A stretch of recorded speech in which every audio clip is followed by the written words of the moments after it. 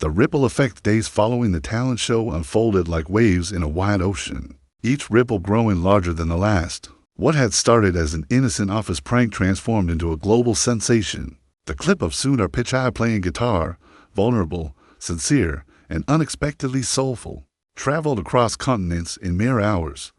News anchors praised his humility. Leadership forums highlighted his example of vulnerability, and social media platforms flooded with hashtags like #LeadWithHeart and #SundarInspires. Even late-night talk shows couldn't resist discussing the unexpected performance of one of the world's most powerful tech CEOs, picking up an old guitar and baring his soul. Yet, while the world outside buzzed with excitement, inside Google's headquarters, something far more profound was happening. Employees, many of whom had worked silently for years under the enormous pressures of innovation, deadlines, and expectations, found themselves re-examining their own buried passions and forgotten hobbies. Meetings that were once strictly technical gradually began opening with personal stories. Water cooler conversations shifted from product upgrades to deep discussions about dreams left behind. Departments started organizing small creative sessions, mini jam sessions, painting workshops, poetry readings, creating a culture of openness that few workplaces ever truly achieve. Sundar had unintentionally unlocked something deeply human within the company, a reminder that behind every algorithm was a person with a beating heart and untold stories. In one of these new gatherings, a quiet engineer named Rajiv, who had worked tirelessly on machine learning projects for nearly a decade, brought his old sketchbook to the break room. For years, he had abandoned his love for art, dismissing it as irrelevant to his career. But watching his CEO's courage awakened something inside him. As colleagues gathered around to admire his intricate pencil sketches, Rajiv confessed with a shy smile, "I always dreamed of illustrating children's books, but I never thought it could be more than a hobby." His co-workers applauded him, not out of politeness, but out of genuine admiration for the vulnerability he had displayed. Slowly, one by one, more employees began sharing similar stories. A data analyst who once dreamed of singing opera, a security officer who wrote poetry in secret, a product designer who yearned to dance professionally. The corporate walls of Google were transforming into a sanctuary where creativity, humanity, and vulnerability were celebrated alongside technical brilliance. Yet amidst this newfound culture shift, Sundar remained remarkably grounded. He continued his daily routines, attending leadership meetings, reviewing quarterly reports, and strategizing product launches. But something within him had undeniably changed as well. The guitar performance stirred an ache he hadn't felt it. Years of hunger not for fame or recognition, but for deeper meaning, for human connection. Every evening, he found himself gravitating toward his office, where the vintage guitar now rested permanently in a stand near the window. Sometimes he played for hours, allowing the soothing notes to calm his mind after stressful boardroom debates. The once forgotten melodies of his youth were now interwoven with his present reality, blending the innocence of a boy from Chennai with the responsibilities of a global leader. One particular evening, as the golden sunset bathed his office in a warm glow, Sundar received an unexpected visitor. Emily gently knocked and entered, her face glowing with cautious excitement. "Sir, there's someone here who would like to meet you. She didn't have an appointment, but I think you might want to hear her story." Sundar, curious yet welcoming, nodded for Emily to let the guest in. The door opened, revealing a young woman, perhaps in her late 20s, holding a small folder tightly against her chest. She introduced herself softly. "Good evening, Mr. Pichai. My name is Sophia. I hope I'm not disturbing you." Sundar gestured to the seat across from him. "Of course not, Sophia. Please, have a seat. What brings you here?" With a nervous but determined voice, Sophia began unfolding her story. She was a software developer from a small startup struggling to secure funding. But beyond her career, she had carried a secret passion for years, writing music. Inspired by Sundar's guitar performance, she had composed a song dedicated to leaders who inspire through vulnerability. "I watched your video," she confessed, "and for the first time, I felt seen. It reminded me that even leaders are human, that we don't always need to wear perfect masks. I wrote this song because of you. I wanted you to have a copy." She slid the folder across the desk.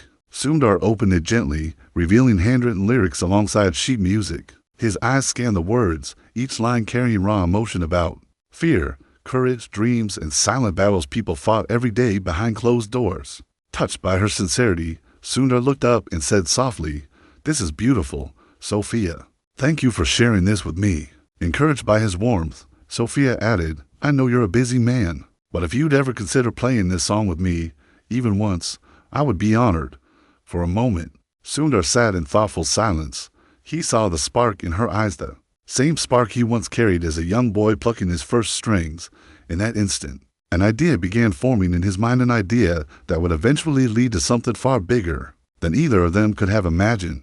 Days later, Sundar surprised everyone yet again. He called for a company-wide town hall meeting, this time inviting employees not to discuss quarterly earnings or product roadmaps, but something far more personal. Standing before thousands of Google employees and millions more watching via livestream, he shared Sophia's story and the song she had written. "In every one of us," he began, "exists a spark, a dream that often gets buried beneath the demands of life, but it doesn't have to remain buried." He then introduced Sophia onto the stage as the crowd erupted in applause. Together, they performed her original song, Sundar gently strumming the guitar while Sophia sang with heartfelt passion. The moment was electric, transcending job titles and industries. It wasn't a performance for entertainment, it was a collective release, a celebration of authenticity. Across the world, viewers watched in awe as a CEO and a young developer stood side by side, united not by power or hierarchy, but by shared humanity. What started as a simple prank at a corporate talent show had now grown into a cultural movement. Within and beyond Google, leadership experts began referencing Sundar's story in seminars on emotional intelligence. Universities discussed the importance of vulnerable leadership. Employees from rival companies sent letters of admiration, admitting how rare it was to see such raw, unguarded leadership. But more importantly, thousands of people from different corners of the world, teachers, students, single parents, retirees, wrote personal letters to Sundar, sharing how his single act of courage had inspired them to revisit long-abandoned dreams. One letter in particular stood out. It was from an elderly man in Mumbai who wrote, "Sir, when I was a boy, I dreamed of being a musician, but life led me down other paths, as it often does. After watching your performance, I finally picked up my old sitar again after 40 years. I play now every evening. My grandchildren gather around me. Thank you for reminding me that some dreams never die." As Sundar read these words late into the night, emotion welled within him. He realized now more than ever that leadership wasn't merely about driving profits or innovating products. It was about awakening the best parts of humanity within others. The ripple effect of one vulnerable moment had reached thousands, perhaps millions, in ways he could never have orchestrated through corporate initiatives alone. And yet, deep within Sundar's heart, he sensed that this was only the beginning. Fate had begun writing a much larger story, one that would take him far beyond the comfort of corporate stages and into uncharted territories where the true meaning of leadership, kindness, and human resilience would be tested like never before. The challenge of visibility weeks passed after that unforgettable duet between Sundar and Sophia, but the momentum it sparked continued to grow like wildfire. Far beyond anyone's initial imagination, it was no longer simply about a tech CEO playing guitar or a young developer's song. It had become something much more profound, a movement about embracing one's vulnerability and rediscovering buried dreams. Every major news outlet ran stories not on Google's latest algorithm or market cap, but on its CEO's incredible demonstration of humanity. Analysts on business channels began to analyze this new style of leadership, while universities began offering case studies on emotional authenticity in corporate culture, naming Sundar's performance as a defining moment in modern leadership. But as the admiration grew globally, so did the pressure on Sundar, though few could see it. Behind the radiant applause, behind the social media virality, there began to emerge a subtle but growing undercurrent of skepticism from some powerful voices within the corporate world. Certain members of Google's global board, high-stakes investors, and even a few influential tech commentators began quietly questioning Sundar's recent approach. To some, his vulnerability was refreshing and revolutionary, but to others, particularly those entrenched in traditional power structures, it was seen as a dangerous shift, one that risked undermining the authoritative image they believed a CEO should maintain. They whispered in private circles that perhaps Sundar was becoming too soft, too sentimental, or even to distracted from the aggressive demands of global competition. One afternoon, in a high-level closed-door meeting with several key board members and senior investors, these concerns finally surfaced more openly. The boardroom was filled with tension. A sleek long table, polished to a mirror shine, reflected the serious faces around it. Sundar sat calmly at the head, listening with his characteristic patience as one of the more influential voices. Mr. Hughes, a hardened investor known for his brutal pragmatism, voiced the unspoken sentiment brewing behind the scenes. Mr. Pichai, Hughes began with calculated restraint. We all recognize and respect the incredible goodwill generated by your musical display. The media attention has certainly been favorable, at least for now. But let's be perfectly clear, Google is a global powerhouse. We compete in a ruthless market where perception of strength and control matters just as much as innovation. Your personal narrative of vulnerability, while inspiring, could create the perception that you've shifted focus from strategic dominance to emotional theatrics. Investors want leadership that conveys unshakable authority. The room was heavy with unsaid judgments as others subtly nodded or exchanged glances. Sundar looked directly at Hughes, his gaze calm but firm. The pressure of the moment would have overwhelmed many, but Sundar understood deeply that this was about more than just his image. It was about a battle of ideals, a conflict between two visions of leadership. For years, the corporate world had been built on rigid hierarchies, on leaders cloaked in perfect invulnerability, and on decisions that often disregarded human emotion in favor of metrics and dominance. What he was proposing through his actions was something radical, a model where empathy, vulnerability, and humanity were not weaknesses but strengths. He took a slow breath, his voice measured but powerful as he responded, "Mr. Hughes, I fully understand your concern, but strength, as I see it, is not demonstrated solely by rigid control or suppressing one's humanity. Real strength is the ability to be seen fully as capable, but also as human. If our employees, our customers, or even the broader world can no longer see the human heart behind our innovations, then our leadership becomes hollow. We build technology for people, not for machines. If we lose sight of the people, we lose everything." The room remained silent for several moments. Hughes, visibly unsatisfied, attempted once more to assert his view.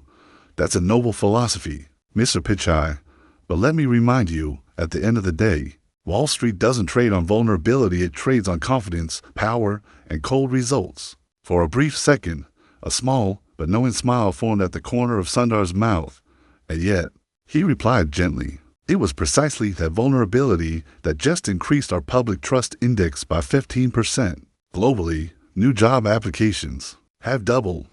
Customer loyalty surveys are reaching unprecedented highs. The market values authenticity, Mr. Hughes, perhaps now more than ever." The subtle murmur of agreement from some other board members signaled that while Hughes was not entirely alone in his skepticism, neither was Sundar alone in his vision. The conversation continued, intense and heated at times, but Sundar remained unwavering. He knew the world was shifting. The next generation of consumers and employees demanded leaders who could be real. They wanted leaders who acknowledged that behind every technological marvel was a deeply human story.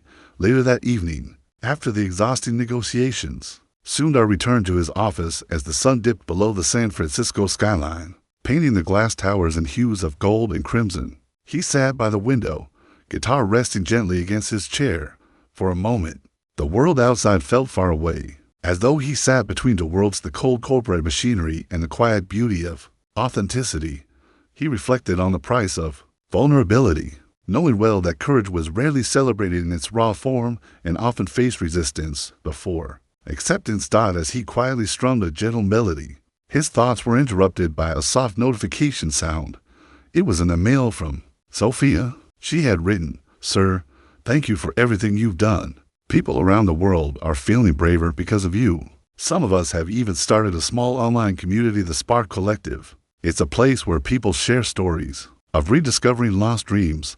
We would be honored if you would visit someday." A wave of warmth spread through Sundar's chest. The Spark Collective, what a beautiful name. It was living proof that what had begun as a simple guitar performance had ignited something far bigger than any quarterly report. This was real leadership in its most meaningful form, not simply guiding products and profits, but inspiring hearts to believe again.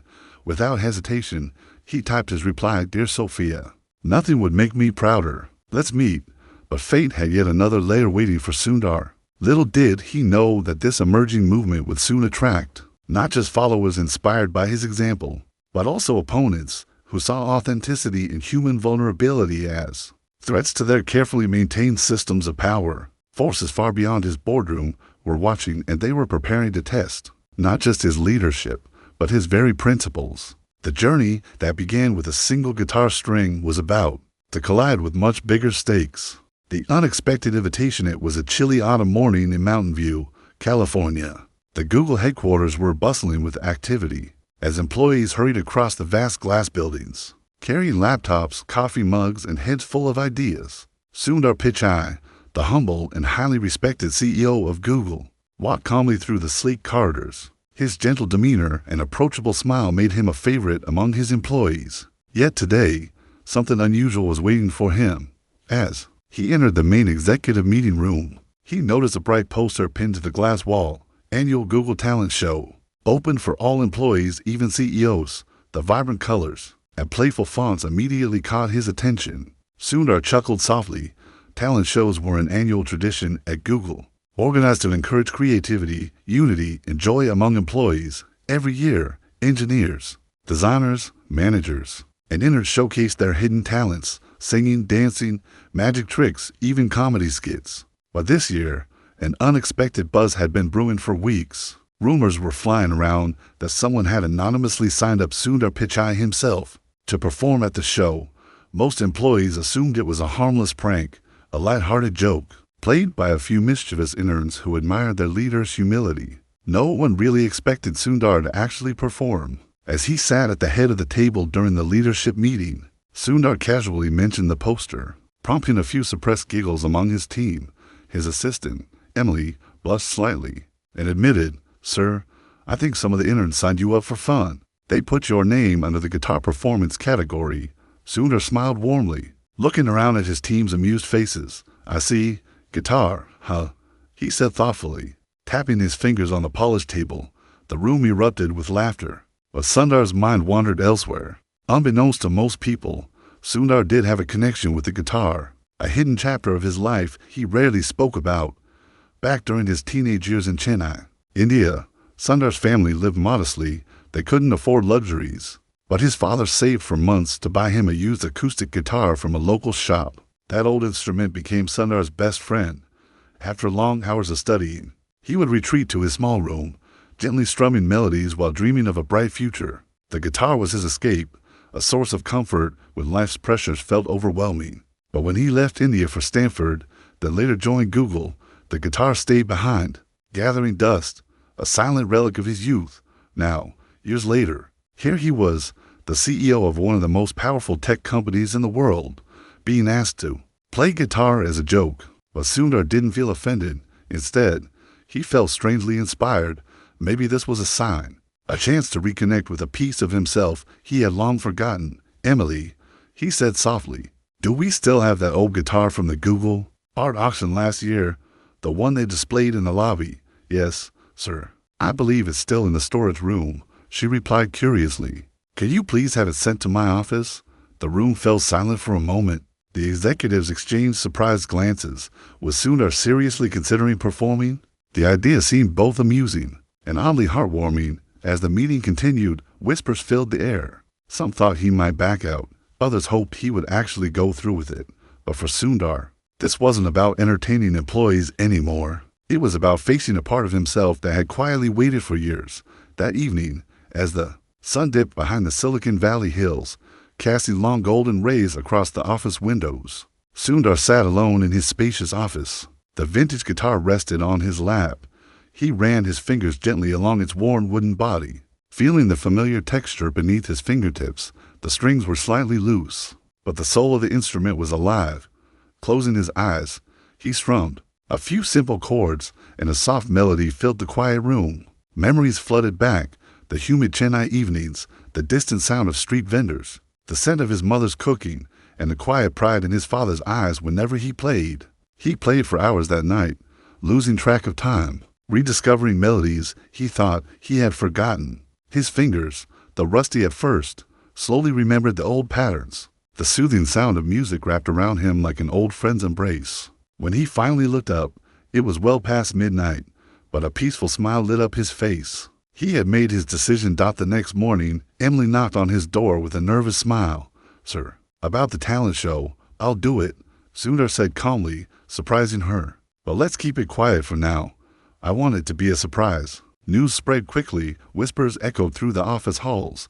Employees speculated endlessly. Some thought he would bail out last minute, others joked about how awkward it might be. But no one knew that Sundar was spending every evening after work practicing diligently, pouring his heart into each note. He wasn't trying to impress anyone. He was simply reconnecting with the passion he once had, reminding himself that life wasn't just about algorithms, stock prices, or board meetings. It was about humanity, vulnerability, and courage. As the talent show approached, excitement reached a fever pitch. The auditorium was fully booked. Employees brought their families, and even some media outlets caught wind of the rumors. Adding an unexpected level of pressure, Sundar remained calm. In fact, as the day arrived, he felt lighter than he had in years. The thought of being vulnerable on stage, exposing a side of himself most had never seen, didn't frighten him. It empowered him. The auditorium buzzed with energy that evening. Performers dazzled the crowd with incredible displays. A software engineer performed stand-up comedy, a product manager showcased magic tricks, and a group of Indians danced flawlessly to a Bollywood number. Then, the MC announced, "And now, our final surprise act of the night. Please welcome Sundar Pichai." The room gasped collectively. Phones were pulled out. Cameras flashed. A hush fell over the audience as Sundar calmly walked on stage, holding a vintage guitar close to his chest. He wore a simple dark sweater, his usual modest smile resting on his face. The spotlight bathed him in a warm glow as he adjusted the microphone. He looked across the audience, rows of engineers, designers, executives, and even the mischievous interns who started the prank. For a brief moment, the room was silent.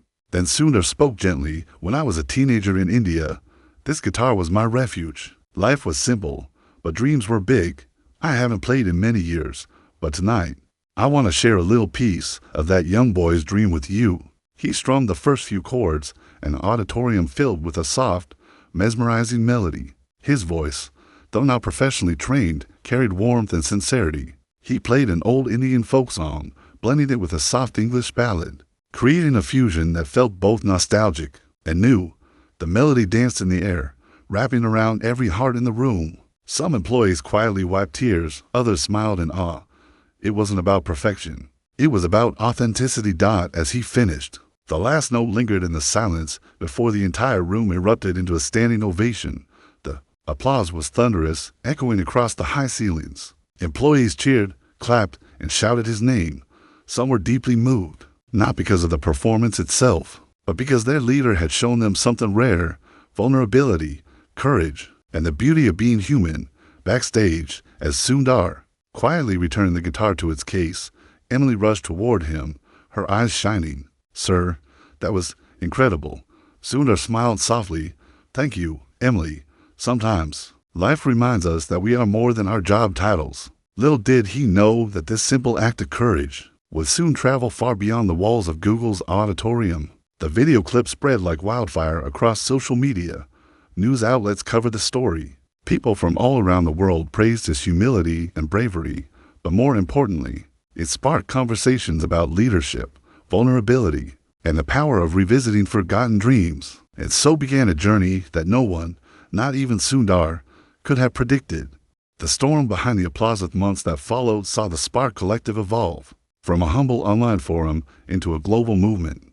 People from every walk of life, teachers, single parents, veterans, entrepreneurs, artists, and even retired elders poured in from all corners of the world, sharing their long-buried passions, unfinished dreams, and the courageous steps they were taking to reclaim pieces of themselves they had once abandoned. The simple message that vulnerability was not weakness, but a doorway to deeper strength, was spreading like wildfire. And at the center of this revolution stood the unassuming figure of Sundar Pichai, a man who had never intended to become a cultural symbol, but who now found himself both revered and quietly challenged in ways he had not anticipated. As the Spark Collective grew, the media continued to spotlight its success. Documentaries were filmed, interviews requested, and talk show invitations flooded Sundar's office. But even as the world admired his courage, subtle undercurrents of resentment began stirring among certain powerful circles who preferred a different narrative of leadership, one built on dominance, control, and carefully maintained hierarchies. Behind the polished smiles of corporate dinners and high-level summits, quiet murmurs began circulating in the darkened corners of global boardrooms. Is Pichai redefining leadership or destabilizing it? It wasn't long before those whispers turned into coordinated opposition. Some rival CEOs, uncomfortable with Sundar's growing influence, began feeding the media a different narrative, suggesting that his emotional openness was creating unrealistic expectations of leadership, distracting employees and weakening Google's competitive edge. Articles with carefully crafted headlines started appearing. The price of vulnerability. Can Google maintain its edge under soft leadership? Anonymous sources leaked exaggerated stories about Sundar spending more time playing guitar than overseeing company strategy, about employees being more focused on personal hobbies than productivity, and about investors losing confidence in his direction. Though none of these accusations held factual ground, their mere existence began planting seeds of doubt in the minds of some inside Google. Many employees remained fiercely loyal, but tension was slowly rising among some senior managers who feared being swept up in the growing external criticism. The very culture of honesty and vulnerability that Sundar had nurtured was now being weaponized against him, and in this climate of rising uncertainty, the board scheduled an emergency leadership review, an extraordinary and rare proceeding that carried heavy implications. The meeting was to take place in Zurich, a symbolic move meant to distance the discussion from the media frenzy in California. As Sundar boarded the private flight to Europe, his mind remained calm, yet deeply contemplative. He understood that leadership was never a straight path. Every leader who dared to challenge norms would eventually face fierce resistance, not from the crowds, but from those who benefited from the old ways staying intact. This was not simply a review of his leadership, it was a trial of his very philosophy. Upon arrival at the Grand Zurich Conference Center, the atmosphere was thick with an uneasy mix of politeness and calculated tension. The board members were all present, flanked by legal advisors, financial analysts, and high-ranking strategists flown in from around the globe. On the other end of the vast polished table sat Sundar, calm, composed, and fully aware of the gravity of what was unfolding. Dahmer Hughes, the most vocal critic among the board, opened the proceedings with an air of restrained formality. "Mr. Pichai," he began, his voice smooth but laced with sharp edges, "we are here to evaluate concerns raised by multiple stakeholders regarding the current cultural direction of Google. Under your leadership, while your intentions may be admired by some, we must evaluate whether this emphasis on vulnerability and emotion aligns with the long-term survival of a corporation as globally dominant as ours." He paused to let the weight of his words settle before continuing. "The Spark Collective, though inspiring to many, has become an unpredictable force. Employees are spending increasing amounts of time engaged in personal storytelling sessions. Productivity reports in certain divisions show slight declines. Competitors are positioning themselves as stronger, more focused alternatives, and quite frankly, Wall Street is starting to grow nervous." The room remained silent as Sundar slowly leaned forward, his calm gaze sweeping across each face seated around the table. His voice, when it came, was steady but filled with quiet power. "Let me ask you all a question," he began. "Do we build technology simply to dominate market share? Or do we build it to serve people, to elevate lives, and to bring meaning? If we lose the very humanity we claim to serve, then our dominance becomes empty." Several board members shifted uncomfortably in their seats, while others remained respectfully attentive. Sundar continued, his tone intensifying. "Our employees are not distracted. They are alive. They are rediscovering creativity, purpose, and innovation in ways no productivity metric can fully capture. A burned-out employee may deliver short-term profits, but eventually becomes a hollow vessel. A fulfilled employee, however, creates innovations that change the world. That's why Google exists." He paused for effect, then added softly, "The Spark Collective is not a distraction. It is an awakening.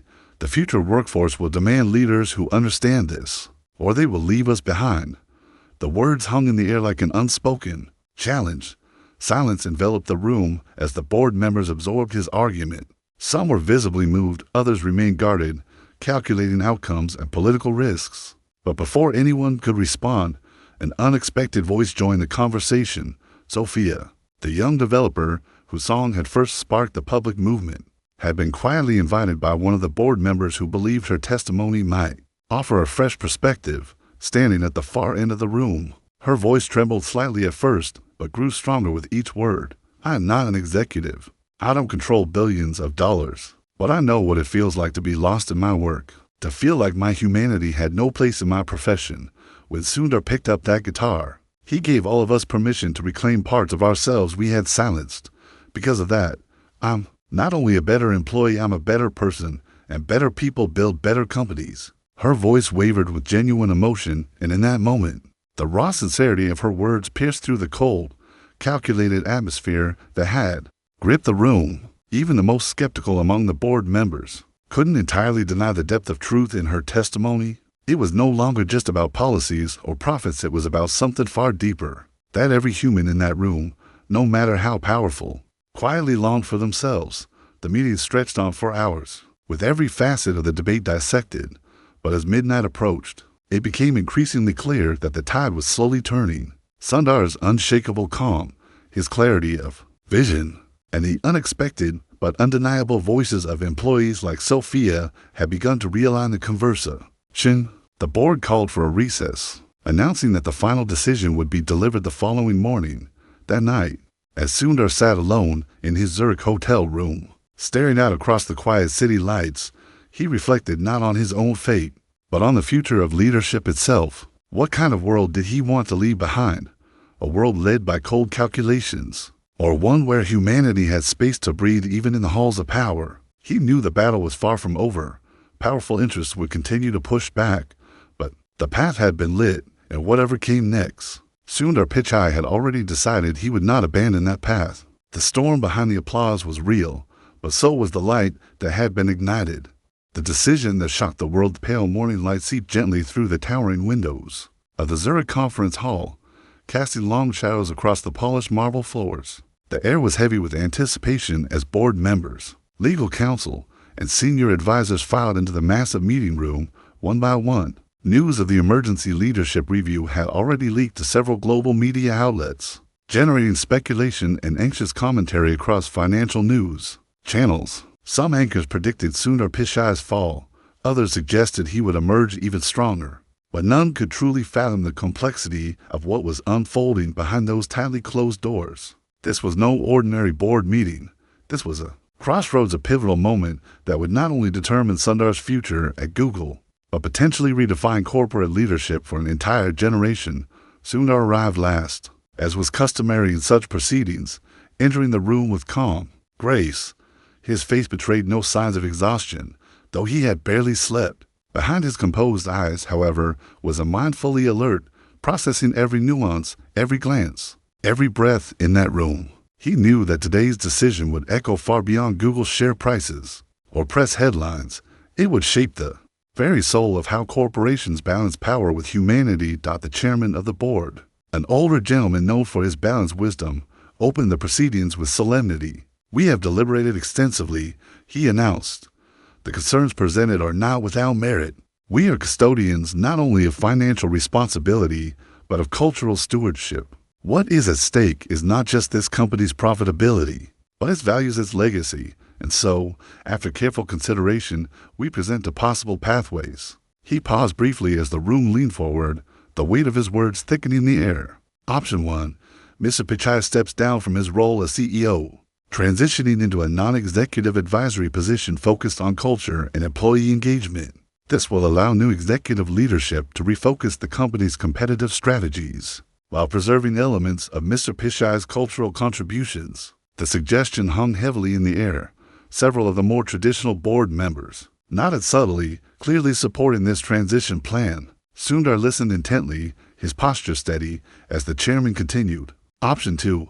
Mr. Pichai retains full leadership as CEO, with the board's endorsement to continue pursuing his human-centered leadership model, under the condition that tangible business metrics continue to reflect its viability. This path carries greater risk, but also unprecedented opportunity. The chairman's voice softened slightly, acknowledging the gravity of what he was proposing. This company was built on bold risks. Choosing to redefine leadership itself may prove to be the boldest risk we have ever taken. The room was silent as all eyes turned to Sundar. The choice, in essence, was being handed back to him, a deliberate gesture of both challenge and respect. He could step aside with grace, preserving his legacy as the man who softened the corporate world. Or he could stay in power and face the relentless storm of critics, who would certainly attempt to dismantle him at every turn. The safer path was clear, but Sundar had never been driven by safety alone. Slowly rising from his chair, he addressed the room not with defiance, but with deeply measured resolve. "I am grateful for your candid evaluation," he began, "and I fully recognize the weight of what you have placed before me. But I cannot in good conscience accept a role that separates leadership from humanity. The world does not need more detached executives managing numbers from ivory towers. The world needs leaders who are willing to stand on stage, risk ridicule, and play an imperfect song so others can find courage in their own imperfections." He paused, allowing his words to settle deeply into the souls before him. "If we believe that vulnerability is dangerous, then we have already surrendered to fear. But if we believe, as I do, that vulnerability is the birthplace of innovation, trust, and true resilience, then we must not only allow it, we must lead with it. I choose to stay." The room remained frozen for several seconds, as if time itself had paused in reverence to the weight of what had just been declared. Then, in an unexpected and rare moment within such corporate walls, several board members broke into quiet applause, followed by others who stood in solidarity. Even some who had previously doubted him could not help but feel the raw gravity of his conviction. The chairman nodded respectfully, his eyes reflecting something rare, a flicker of admiration that transcended profit margins. "So be it, Mr. Pichai. You have our vote of confidence. The board stands with you." The news spread like wildfire. Financial markets initially reacted with cautious uncertainty, but within hours, a wave of public support began to drown out the skepticism. Hashtags such as hashtag lead with heart, hashtag PICHAI principles, and hashtag human first leadership trended worldwide. Journalists called it the most significant cultural shift in modern corporate history. University professors dubbed it the Zurich decision, using it as a defining case study on courageous leadership for decades to come. But beyond the media frenzy, something far more profound was happening on the ground. Employees returned to their desks with renewed energy.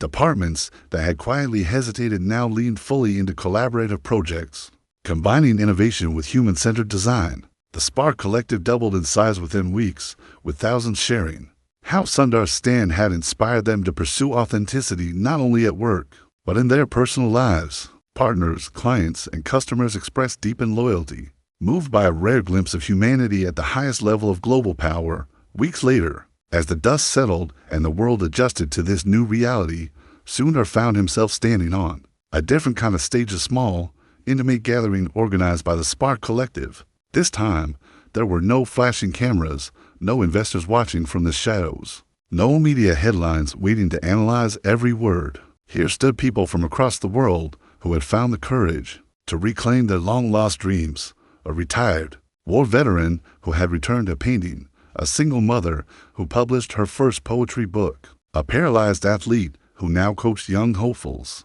a once broken man who had rekindled his love for music, all brought together by the spark Sundar had unintentionally ignited. As Sundar picked up his guitar once more, he looked across the room and saw not employees or followers, but kindred spirits, people who understood, as he now did, that true leadership was never about power. It was about giving people permission to embrace their whole selves. And as his fingers danced gently across the strings, the soft melody wove itself into the fabric of their shared journey, a song not of corporate conquest, but of quiet, profound courage. But even as the notes filled the room with peace, somewhere in distant corners of the world, forces far more sinister had begun to take notice. There were those for whom vulnerability represented not hope, but danger, a threat to systems carefully constructed over decades, and though Sundar could not yet see them, shadows were moving, preparing to test his resolve on a scale he had not yet faced.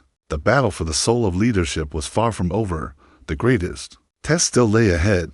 The legacy of a leaderman's passed since what had now become famously known worldwide as the Zurich decision, across industries, leadership forums, universities, and corporate summits.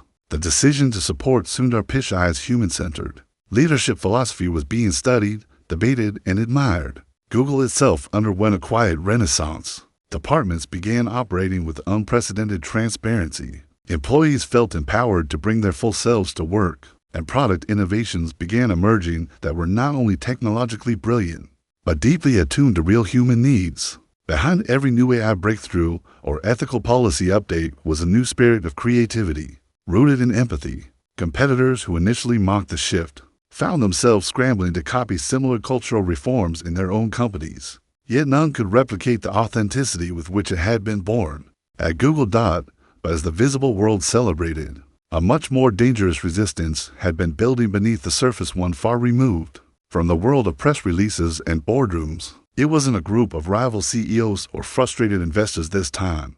No, these were shadowy forces who thrived precisely because humanity remained absent in leadership decisions. They represented industries that capitalized on exploitation, on manipulation of data for unregulated profit, on feeding disinformation to divide and control public opinion, on leveraging power structures that kept the masses subdued. For them, Sundar's growing influence represented not inspiration, but threat. A world led by empathy was dangerous because it dismantled the invisible levers they quietly pulled from behind closed doors. It began subtly, small cyber attacks targeting the Spark Collective's online forums.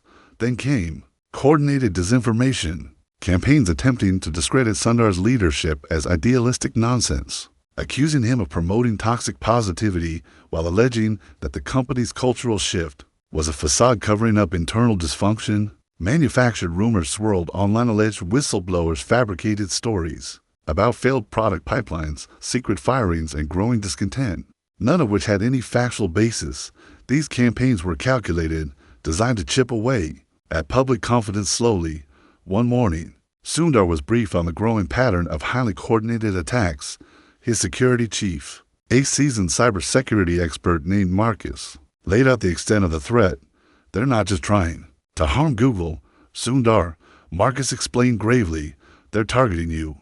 They're crafting narratives to frame you as a naive leader, unfit for this level of global influence. They want you removed not for financial reasons, but because what you represent threatens entire power structures that thrive on dehumanization. Sundar listened, absorbing every word, his face composed yet deeply contemplative. He had always understood that leadership came with risk, but now the stakes had grown even higher. This was no longer about corporate leadership, it was about protecting a rising global movement that was giving people hope in places far beyond technology. He looked out his office window as the sun rose over the Mountain View campus, casting soft golden light across the familiar glass buildings. Marcus, he said quietly, the more dangerous something is to those who profit from injustice, the more necessary it becomes. That afternoon, Sundar called for a private meeting with his closest leadership circle. His most trusted lieutenants sat around the table. Emily, his longtime assistant now promoted into a senior cultural strategist role, Sophia, who had grown from a developer into the heart of the Spark Collective, Marcus, overseeing cybersecurity and protection, and several senior engineers who had been early supporters of his cultural shift. Sundar addressed them not with authority, but with earnest clarity. This is no longer just about Google. We have touched something far deeper, something that resonates in homes, schools, communities, and governments around the world. If we surrender now, if we allow fear to drive us back into the old models of power, then we betray not only this company, but everyone who found courage because of what we built together. But if we stand firm, even under attack, we can help redefine leadership for a generation that is desperate for authenticity. Silence filled the room, not out of hesitation, but out of profound respect for the weight of his words. Slowly, one by one, heads nodded.